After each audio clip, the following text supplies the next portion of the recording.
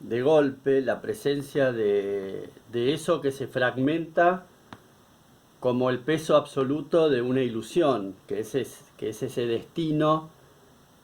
que parece ser cierto y que se esconde detrás de la cantidad de elementos de las que uno dispone para ejecutar esa acción que es darle vida a una continuidad en el pensamiento que se transparenta luego en el acto evolutivo de una idea o de un ideal. Ir contra el destino es transformar esa idea que surge, porque no es una idea preconcebida, es un ideal, tal vez escondido, que se asemeja quizás al destino prefijado, pero como artista puedo convertir eso que parece impuesto en un nuevo lenguaje. Quizás el arte en sí mismo transforma lo visible, transforma la realidad y permite al artista construir y construirse detrás de un nuevo lenguaje que es una manera de esconderse porque es un lenguaje propio. Que ¿dónde se habla ese lenguaje? ¿Se habla en el mundo externo o en el mundo interno? Es una creación, es un invento para subsistir con la propia presencia, que es una involucración diaria en un acontecimiento que parece magnífico, porque como hecho creativo alimenta al artista dándole un carácter ilusorio. ¿Hasta dónde puedo yo perderme en esos laberintos construidos a la vez que se transitan? No es un laberinto para encontrar una salida. Tampoco es un laberinto que tiene una entrada específica. Uno se halla, se encuentra de golpe transitando ese laberinto sin mucha noción de cómo se llegó hasta ahí. Es un ímpetu, es un desarraigo, es un modo de atravesarse para gestarse a la vez como miembro partícipe de un hecho que sobrepasa a uno mismo. El artista obviamente genera desde sí,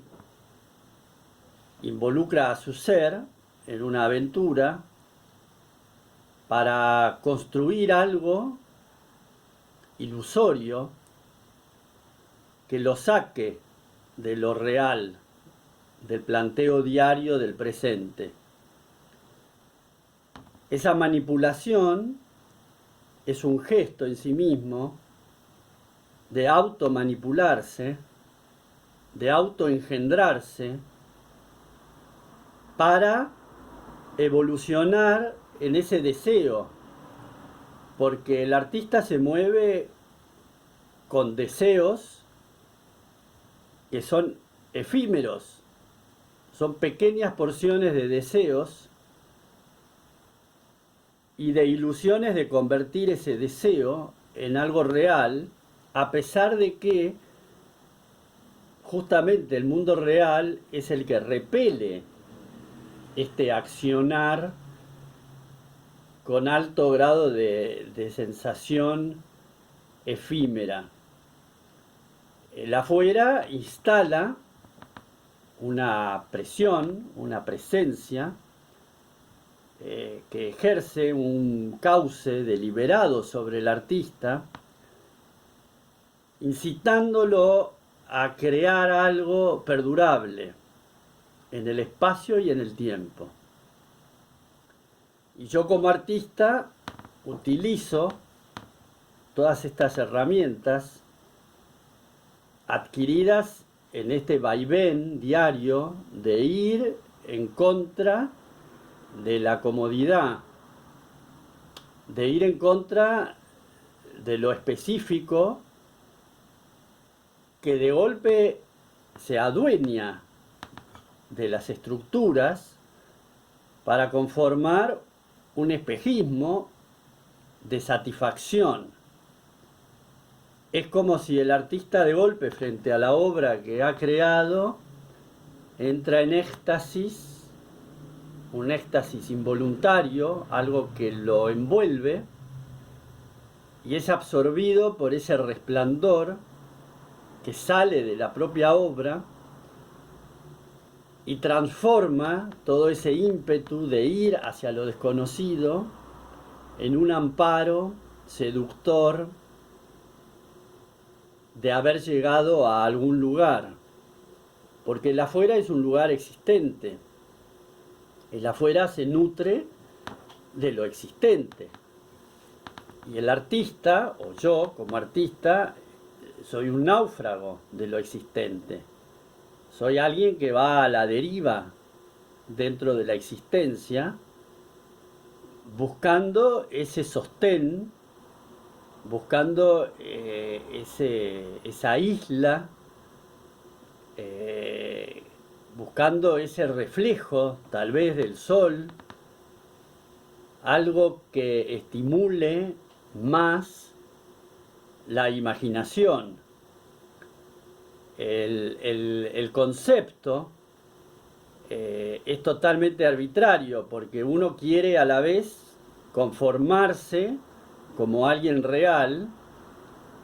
y busca un desenlace de su propia obra como si la propia obra fuera uno mismo que se está involucionando hacia un nuevo carácter. El artista avanza sobre lo consolidado de su propio ser, investigando el modo de traspasar ese umbral que seduce por lo estanco, seduce por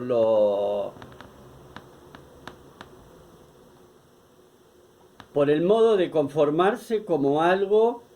que va a generar una seguridad. Pero yo como artista genero un músculo, un núcleo proveedor de estas fantasías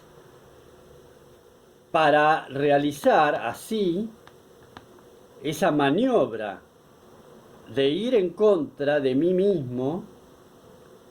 para manipular continuamente ese estadio mental, ese estadio espiritual, que busca a la vez ser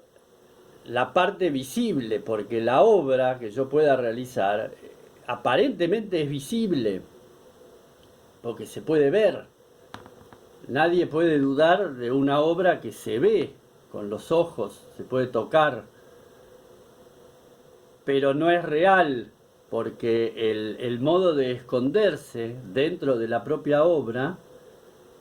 es el modo que genera a la vez esa propia incógnita que mantiene vivo este deseo, porque es un deseo de ser reconocido, un deseo de ser visual, por eso artista visual, un artista que construye obra visible, pero a la vez mi propio interés va detrás de lo invisible. Quizás manipular todo este lenguaje abstracto, solemne, de articulación de ideas y de pensamientos unidos un poco en este vaivén de especulación, es para consolidar también ese modo neutral que me puede dar a mí la satisfacción de crear por crear en sí mismo. No va apuntando a un desenlace casual, no va insertándose en un modo real de lo cultural, sino que queda flotando en el aire con la respuesta inconclusa que yo puedo dar. Continuamente dar ese espacio, dar ese espejismo irracional que a la vez me lleva a satisfacer ese nombre que aparentemente me define como artista. Porque el propio ser, investigándose a sí mismo, adquiere esta propia voluntad que es un motor. La voluntad se asemeja a este motor que regula las potencias. Es como un motor que dice en el oído no tanto o mucho más, o más fuerte o más despacio, o con más brutalidad. Entonces el gesto creativo tiene que ser un gesto casi ciego. No se puede mirar al entorno y al afuera mientras que uno está involucrado en un desarrollo efímero de la obra. Porque la obra en sí misma tiene sus atributos sensoriales, es un ser, es algo a lo que uno intenta darle vida, es la prolongación de uno mismo, es un hecho consumado en sí mismo que aparentemente se desarrolla como continuidad del artista. Y cuanto más sale de ese embrión, que es uno mismo, la obra se traspasa a sí misma y evoluciona, porque al incorporar el afuera como testimonio de aquello que uno hizo en la soledad, se va conformando una unión, una telaraña que reúne todos estos intersticios personales con aquellos deslumbramientos del afuera que circulan permanentemente buscando una satisfacción momentánea, algo que perdure un instante en su cerebro y que satisfaga para luego dejar de ser, dejar de existir, un fogonazo, algo que se queja de lo establecido, acertando sobre ese mundo etéreo que se va transformando con las presencias de los que giran alrededor de él, en la búsqueda permanente de algo que deslumbre. ¿Y quién hace algo que deslumbre? ¿Quién hace algo que explote y que salga de la norma conocida? El artista se involucra en ese acto un poco escondido detrás del folleto que da las explicaciones. Es un muro ese folleto, porque lo que explica el mundo de afuera, de mi mundo, es una salvaguarda para penetrar quizás en lugares donde no se puede acceder. Pero yo como artista reconozco la incertidumbre que genera esa negativa del mundo secreto a manifestarse. yo reconozco ese lugar íntimo de mí mismo que toma poder en cuanto a que yo me dedico a una actividad que es potencializar todo el tiempo, darles ilusiones a ese mundo interno de que algún día puede aparecer en ese afuera. La búsqueda de una especie de motor que genera una continuidad sin descanso, porque el mundo misterioso de lo de adentro encuentra también un reflejo. Yo como artista necesito también de un destello, de un relámpago que me produzca ese afuera, en la manipulación que hace todo artista de su entorno. ¿Me dejo yo envolver por un entorno ajeno a mí mismo? Por supuesto, en la lectura, en la observación, en ver un cuadro de desconocido, en dejarme llevar por alguna impresión que aparece así en la calle, furtiva,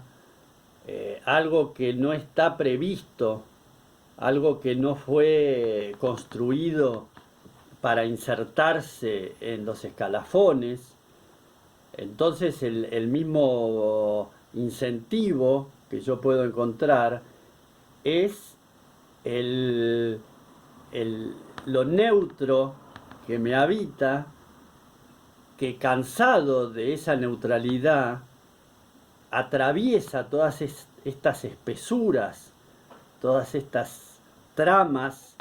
psicológicas, culturales, sociales, familiares, que han tejido una especie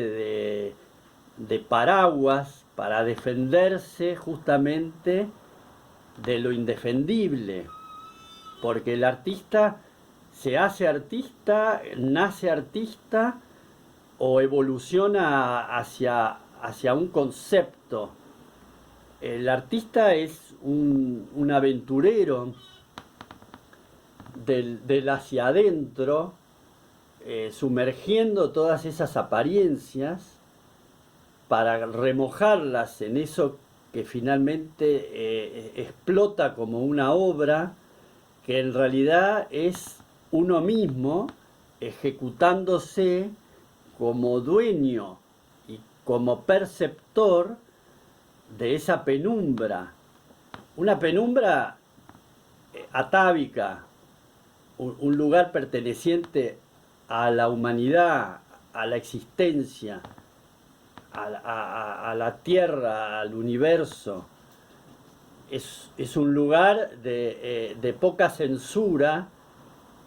frente a la pequeñez del humano que solamente cae absorto en lo que puede hacer con otros humanos o con la tierra o con los animales o con el espacio. La dimensión humana es transgredida por este deseo de vibrar en consonancia con lo que uno puede crear. No vibrar en un nexo con aquella fantasía que podría explotar la cabeza de uno dándole una idea de la dimensión externa, sino la explosión apunta a prolongar ese pedido de auxilio que hace un artista frente al afuera, justamente para recibir una recompensa a su dolor, a su vacío. El artista o yo mismo evoluciono a partir de la ambivalencia constante entre el hábitat vacío de mí mismo y el intento de llenarlo no con lo existente del mundo exterior, sino con lo que yo pueda darle vida, que finalmente es el reflejo de lo que yo quisiera encontrar afuera ya realizado. Yo realizo una obra, esto mismo de hablar, de especular, de decir, de contradecirme, es una obra en sí mismo. Esto es una obra artística, no es un desenlace intelectual de maniobra filosófica que quiere encontrar un hueco en el mundo y que apañe todo este lenguaje arbitrario. Esto es como hacer un trazo, como hacer un dibujo, un color o una pintura callejera. Es un modo de ejecutarme mientras observo ese lugar desde donde sale este deseo de transgredir mi propia norma, que es eso que dice internamente, que trata de equilibrar los pensamientos para subsanar todo este intercambio de fuerzas que no encuentran un desenlace, porque no hay desenlace, no hay lugar a donde llegar, no hay final ni principio para todo esto. Es un transcurrir momentáneo, pasajero, involuntario, que en sí mismo a mí me produce todo toda esta participación activa. De hecho, soy yo el que está haciéndolo, soy yo el que está utilizando su tiempo, su tecnología, su casa, su cuerpo, sus gestos, sus palabras, su vocabulario. ¿Pero para qué? ¿Para qué está un artista realizando obra? ¿Para qué? ¿Con qué objetivo? ¿Qué es un objetivo secreto? Bueno, el mundo del arte, la historia del arte, estudia los comportamientos de aquellos artistas que han sobrepasado los límites del anonimato. La historia del arte,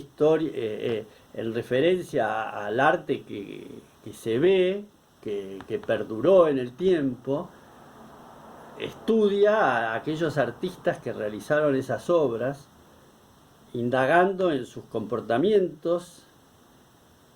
pero la historia del arte deja de lado a todos aquellos artistas desconocidos que hicieron obras que se esfumaron, que hicieron obras que se quemaron, que se pudrieron, o aquellos artistas que soñaron con hacer sus obras y no las hicieron. ¿Cuántos hay de los que no están en relación a los que están? Entonces el mundo del arte, la historia del arte, el mundo del arte actual rige una cantidad de comportamientos y de normas para darle cabida a un cierto grupo de artistas vivos o muertos con la representación de sus obras. Pero los efímeros, los desconocidos, los que se fueron, los que deambulan, los que se trasladaron a sus propios secretos, todos aquellos conforman otro mundo del arte, conforman otra trama en la cual yo me incito a mí mismo a formar parte de esa trama desconocida, a pesar de que me doy a conocer a través de mis obras o acá mismo, pero reconociendo que todo lo que yo pueda dar a conocer de mí mismo a través de mi arte es una parte prácticamente inocua de lo que es la totalidad de mi ser, totalidad que yo desconozco y voy a desconocer siempre, porque al generar esta especie de unión, esta especie de vínculo entre el ser artista, el ser real, el imaginario, el ser social, el ser cultural, que trata de involucrarse en esta conformación de su personalidad y yendo a la vez por el camino inverso, que es desarticular esa personalidad, desarticular esa esencia que quiere tomar el dominio y presentarse como la aseveración exacta de lo que es. Entonces yo camino sobre estas disociaciones que son los motores que generan una obra, porque una obra es un papel dibujado, pintado, que es nada, porque son trazos que se vuelven a trazar sobre lo trazado, son formas aparentes que quieren decir algo que vuelve a ser tapado, que vuelve a ser transformado por otro trazo que inventa una manera de relacionarse con lo anterior y destapa esta especie de laberinto, destapa este lugar que no tiene puerta de acceso ni de salida, que es un permanecer aliviado de todas esas tareas quejumbrosas que uno se podría estipular a sí mismo como necesarias, y jugar en este intervalo que propone el hecho creativo de dar y recibir en ese intercambio con lo efímero, con lo transparente, con lo que no existe, para darle un lugar que parece cierto, pero que sigue siendo justificado por lo incoloro, por lo inmaterial. Una obra que manipula fuerzas constantemente para desaparecer, no para aparecer, porque se aparece con la materia,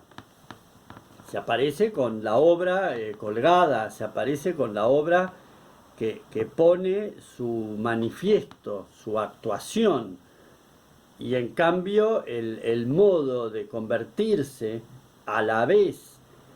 en aquello que uno desea ser a través del reflejo que pueda dar la obra es un ímpetu sagrado, es una descolocación con lo más banal, con lo más básico de uno, y crea toda esta ambivalencia de creerse uno mismo, que por el hecho de ser artista puede ser alguien más importante porque va a dejar algo para una posteridad, que en realidad la posteridad que venga ya va a estar en lo suyo, ya tiene que estar en lo suyo, y no tiene que hacerse cargo de lo que yo pueda dejar hoy, sino que lo que yo pueda dejar hoy tiene que consumirse en el hoy, evaporándose continuamente, para no dejar ese rastro incómodo de un lenguaje que el futuro, esa cultura futura, tiene que ocuparse de descifrar en realidad los lenguajes que le vengan con facilidad para su desenvolvimiento. Entonces el artista es como una especie de ser científico, filósofo, antropólogo, un místico, se asemeja a un místico que podría estar en un monasterio de clausura, sin hablar con el exterior, solamente yendo hacia ese silencio.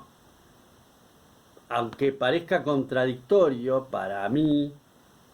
todo esto que es hablado, que es articulado en palabras, en un lenguaje, es parecido al silencio, porque es una manera de silenciar al que quiere pensar lo correcto. Al poder manifestar estas ideas, estos ideales que parece que no tienen forma, es una manera de silenciar al que sí cree que tiene forma y que quiere presentarse como el dueño de la verdad. Entonces, yo mismo silencio al mí mismo que pretende un lugar y le saco esa prepotencia a través justamente del silencio, de un lugar vacío, de un lugar con tristeza, con añoranza, con desequilibrio, desde donde vuelvo a crear una obra con la ilusión de encontrar en esa obra la respuesta posible a aquello que en realidad de antemano ya se sabe que no hay respuesta. Un modo de habitar el laberinto y de instalarse